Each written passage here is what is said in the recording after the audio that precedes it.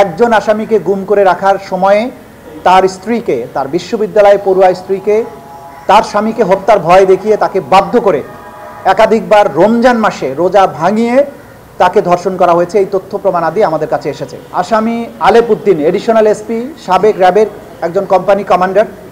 আলেপ উদ্দিনের অভিযোগ সবচাইতে মারাত্মক। তিনি অসংখ্য মানুষকে গুম এবং নির্যাতন করার সাথে জড়িত। আজকে এই ট্রাইব্যুনালের কক্ষে আপনারা দেখেছেন, আমার পেছনে অনেকে দাঁড়িয়ে আছেন, যাদেরকে আলেপ উদ্দিন অপহরণ করে গুম করে বছরের পর বছর আটকে রেখেছিল। তাদেরকে নিষ্ঠুরতম পন্থায় নির্যাতন করেছিল।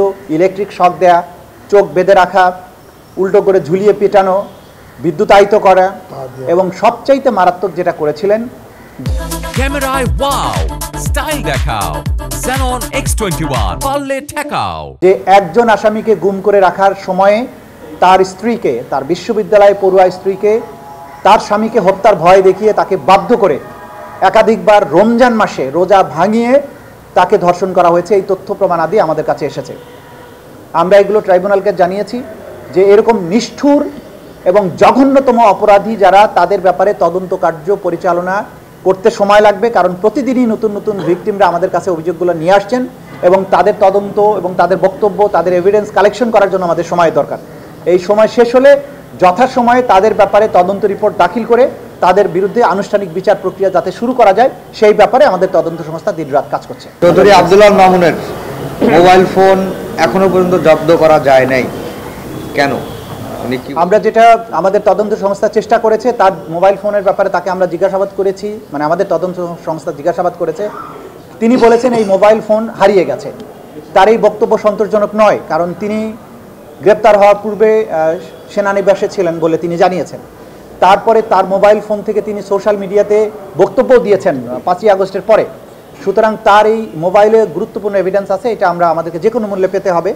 আমাদের তদন্ত সংস্থা আপ্রাণ চেষ্টা করছেন কোথায় উনি রেখেছেন এই সব বিষয়ে তাকে জিজ্ঞাসাবাদ করতে হবে। এই জন্য কিন্তু আমরা তাকে ইন্টারোগেশনের জন্য চেয়েছি।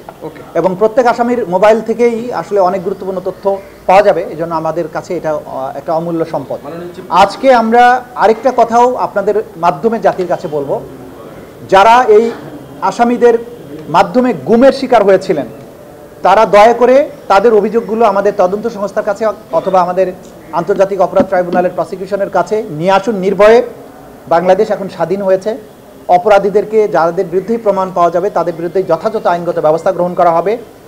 যে কান্নায় তারা বছরের পর বছর গুমরে কেঁদেছেন, তাদের কান্নার দিন অবসান হবে যদি তারা ট্রাইব্যুনালের কাছে এসে তাদের বক্তব্য দেন, বিচারের মুখোমুখি করেন অপরাধীদের।